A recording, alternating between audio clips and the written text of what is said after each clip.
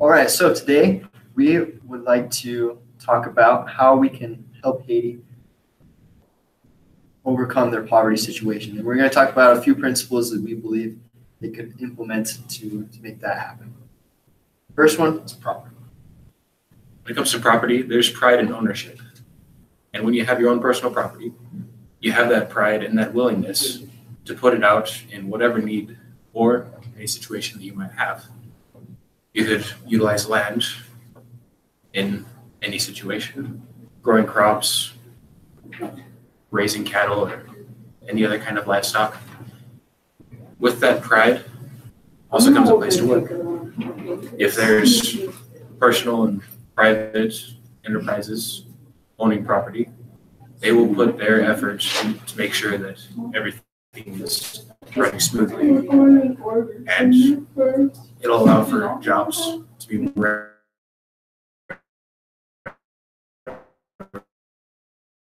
available, more to be created to make things streamlined, or perhaps comes an increase in personal property with money, with your own personal goods.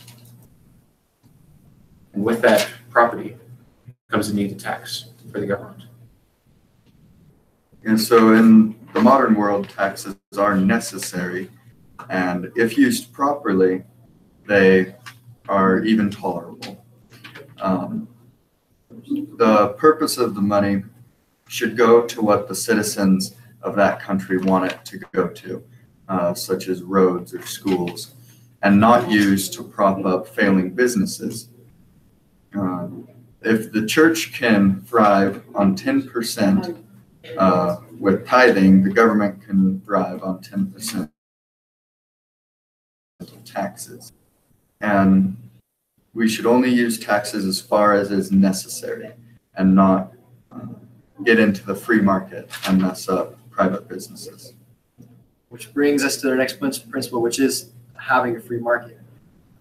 We believe that as our country works with a free market, basically the government stays out of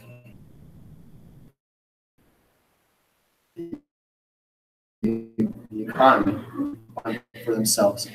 And basically, the government sees a problem and wants to just fix immediately. That's where they intervene. But by doing that in the long run, it actually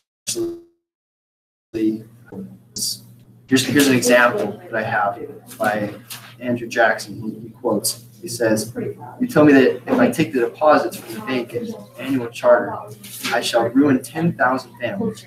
That may be true, gentlemen, but that is your sin. And that would be my sin. You are by interfering and messing up the free market. But in the long run, it's going to hurt everything in the end. And we believe that if Haiti were to implement this principle of having a free market, it would allow them to generate wealth for themselves, as well as create a culture where they can feel that they can provide for themselves. And that comes to our next point, which is culture. So the U.S. spends millions of dollars a year, or rather billions, helping other countries that are in poverty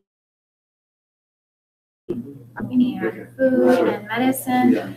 And people that are in those situations have said that doing that actually enables them to be more reliant on that. And so instead of using that money as a handout, they should be using that money to provide jobs and infrastructure and education that can help people to promote them to be more progressive culture. And these are the principles we have for you today to help Haiti. That's it.